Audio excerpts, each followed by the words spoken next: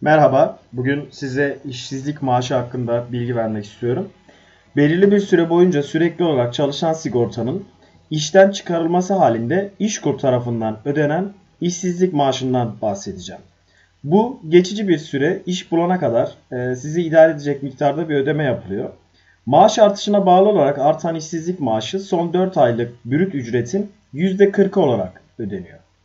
Peki işsizlik maaşı 4447 sayılı İşsizlik Sigortası Kanunu kapsamında neleri gerektiriyor ve hangi şartları taşımanız gerekli?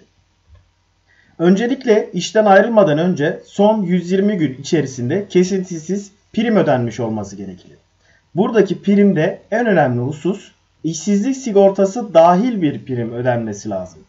Bildiğiniz gibi Odalar ve Borsalar Birliği'ne bağlı kurumlar ve basın yayın gibi ya da denizcilik gibi özel kanuna tabi bir yerde çalışıyorsanız işsizlik sigortasına tabi olmadan çalıştığınız söylenebilir. Örneğin ücretli öğretmenlik veya usta öğreticilik yapıyorsanız işsizlik sigortasına tabi olarak çalışmıyorsunuz demektir. Ve işsizlik maaşından bu durumda faydalanmanız mümkün değil.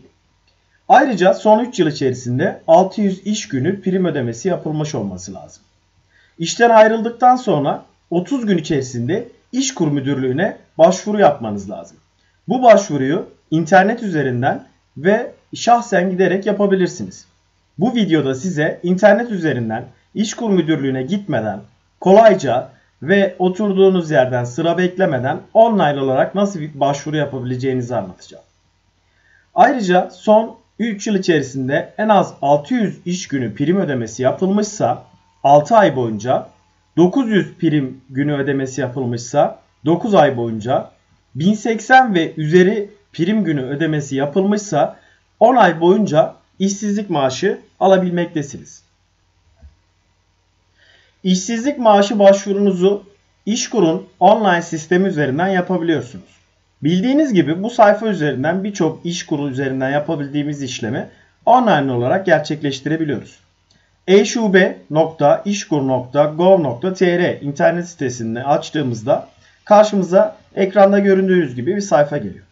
Sol tarafta iş arayan kısmından giriş kısmına girip istersek e-devlet şifremizle, istersek de daha önce oluşturduğumuz şifremizle giriş yapabiliriz. Kullanıcı adı ve parolamızla giriş yaptıktan sonra karşımıza ekrandaki gibi bir sayfa çıkıyor. Burada bizi ilgilendiren kısım işsizlik sigortası altında bulunan menü.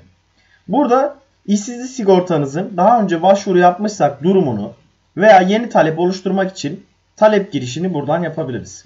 İşsizlik sigortası, talep dilekçesi, dilekçe girişi ekranından giriş yapıyorum. Öncelikle burada işsizlik sigortasından başvurabilmemiz için ihtiyacımız olan şartlar belirtilmiş ve detaylı bir şekilde kanunun bütün açıklamaları yazılı. Alttan yukarıdaki metni okuduğum kısmını işaretleyip ilgili bölümü geçiyorum.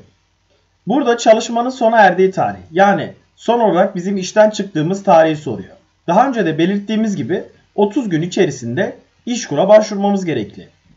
Diyelim ki Mayıs ayının mesela 23'ünde işten çıktım. Şu anda başvurumuz 7 Haziran itibariyle yapıldı. Burada adres bilgilerimi ve iş yerinde çalıştığım adres bilgilerini doldurmam gerekiyor. Çalıştığım yerin bilgilerini yazıyorum.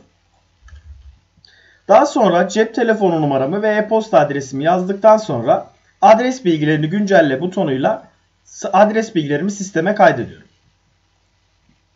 Son olarak ilerle dediğimde burada iş yerinin ilini ve iş yerinin bulunduğu ilçeyi seçerek kaydet butonuna basmam gerekiyor. Son olarak buraya tıkladığımda iş yeri kaydını tamamlamış duruma geçiyorum.